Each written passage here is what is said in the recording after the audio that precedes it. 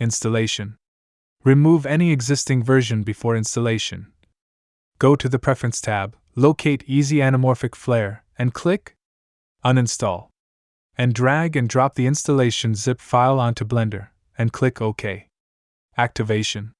If you have a compositor set up for your Blender project, Easy Anamorphic Flare will show up automatically. Otherwise, you need to click Activate Compositor.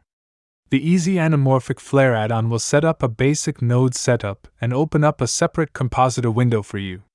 You can use this window to add or edit the lens flares. On your right, click on the Anamorphic Flare tab, and you're now ready to add your favorite lens flares. You can access these menu from the 3D viewport as well. Adding flares. First, make a render of your scene. If the render shows up in the compositor, choose your favorite flare from the presets.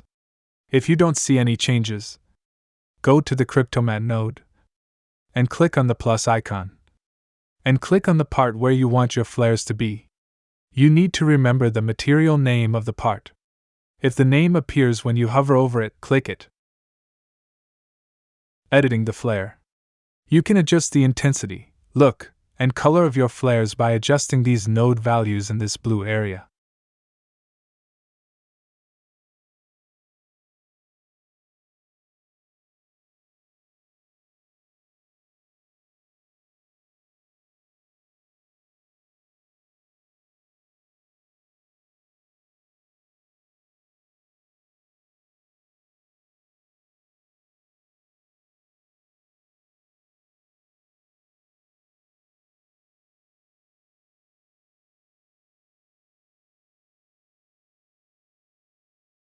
Saving your edit as a custom preset.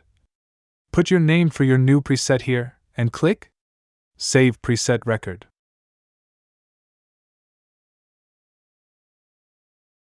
Setting up a custom thumbnail image for your preset. Create a 128 by 128 pixel render. Click Open Presets folder, and copy its path. And click Image, Save As, and copy the location of the folder path here. And select the blank image with your preset name, and click Overwrite. Please remember that this thumbnail update will not show up immediately in the preset window. It will show up when you reload Blender, or when you add another new preset. Removing the flare. If you want to remove the flare, just click Restore Original Setup. Thank you again for purchasing Easy Anamorphic Flare. If you run into any issues, contact the creator of this add-on through the link in the video description.